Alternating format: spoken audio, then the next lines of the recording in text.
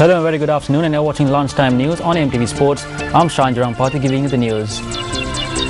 Well, as always, we'll first take a look at your headlines.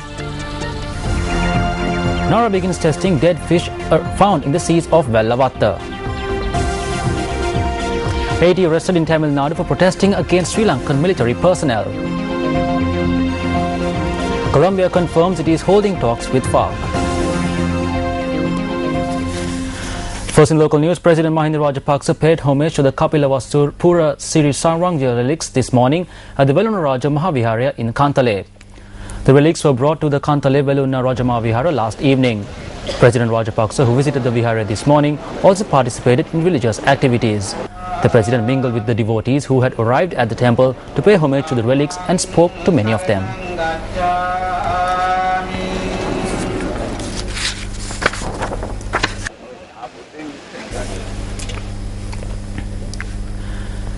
The National Aquatic Research Agency has commenced investigating the deaths of fish in the seas of Vellavatta. Chairman of NARA, Dr. S.D. Samarasundara, said that tests are being carried out to determine whether the fish had died due to the oil leakage from the ship that sank in Panadura.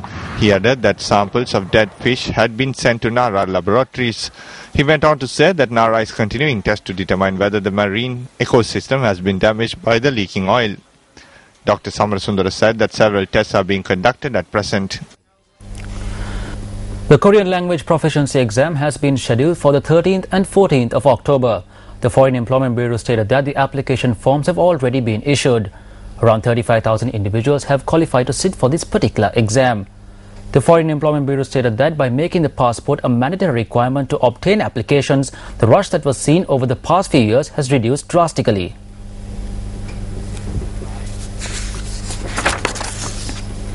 Now moving on to more local news, monitoring MP of the Ministry of Youth Affairs and Skills Development, Mohan Lal Guerrero, says that vocational training programs targeting schools will commence shortly. He said this while attending an event to declare open a new vocational training institute building in Ampara equipped with modern equipment.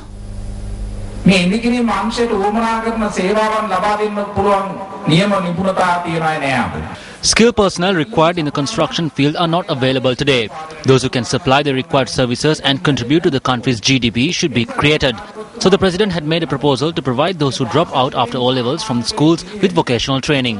What is intended is school-based vocational training.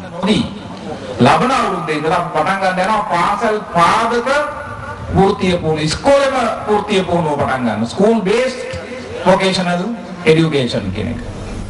A program to raise awareness amongst those involved in the tourism industry was held yesterday at the Dambulla Museum. The program sought to raise the standard of the local tourism industry. The program is organized by the Sigiriya Dambulla Cultural Triangle Office and the Director General of the Central Cultural Fund, Gamini Adhikari.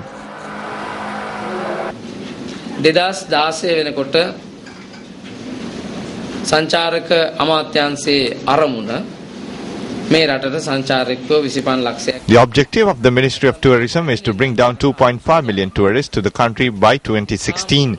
We should be prepared for their arrival. Only a small number has arrived and still we have not been able to provide the necessary facilities to tourists. I must say that we are lagging behind in this respect.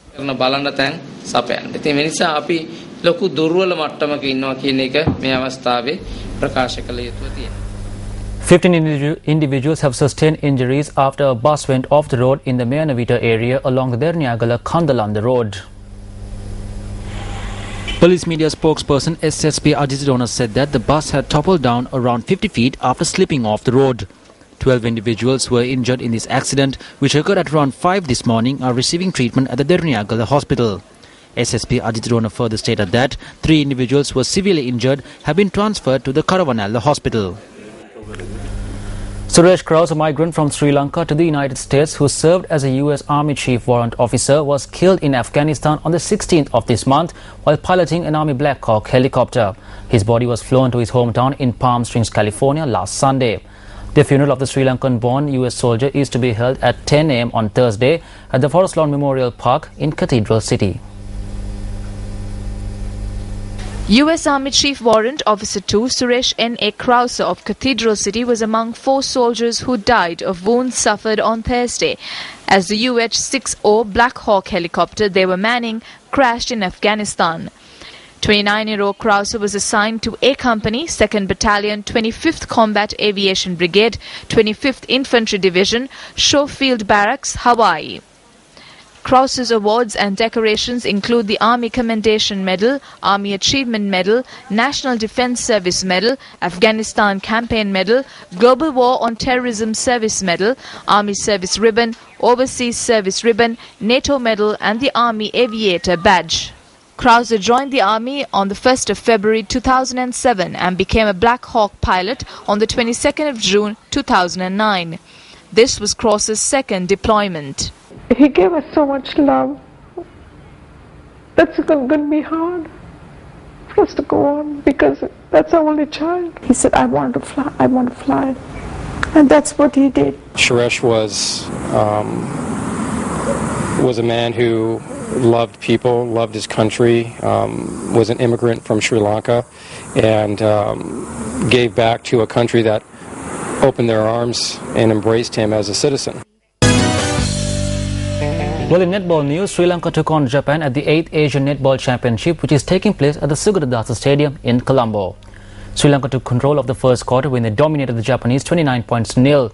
The hosts continued their exceptional performance, which they have been maintaining throughout the tournament when they moved to 56 points by half-time, with Japan scoring just 1 point. Japan continued to be tied down, although Sri Lanka kept the ring busy when they ended the third quarter on 86-3. Sri Lanka went on to win the game 110-8.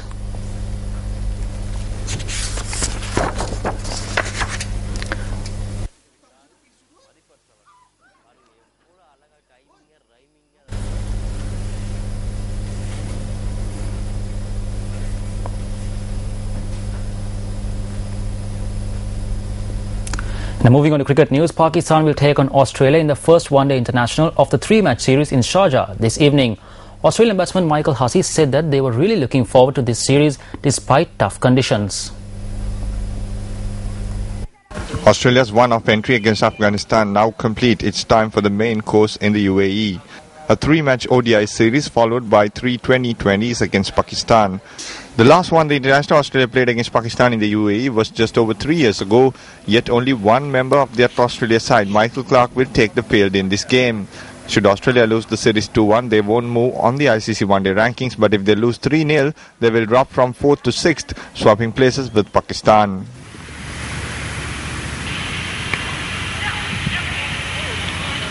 Those conditions and actually play a game and see what it was like, and it was tough. There's no question about that. Having said that, I don't think it's the toughest conditions we've ever played in. I think the guys are really looking forward to this challenge. We've played really well in subcontinental conditions in the past few years. I think looking back, we've won in places like India before. I think the last time we came here, we beat Pakistan in a one-day series as well. So we look forward to playing in the subcontinent. These conditions are very oppressive, but you know, for those that were up in Darwin and saw our fitness testing, the guys are in pretty good shape.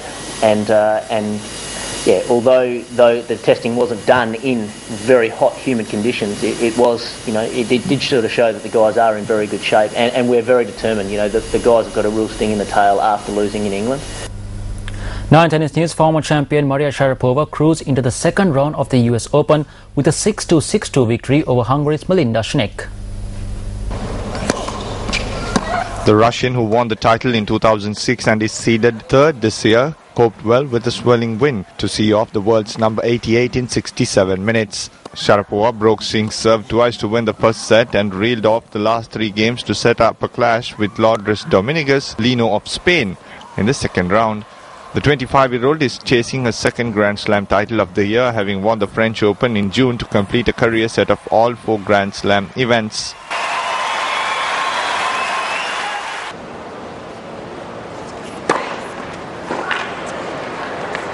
Fifth seed Petra Kvitova also went through in straight sets, the Czech beating Slovenia's Polona Hercog 7-6, 6-1.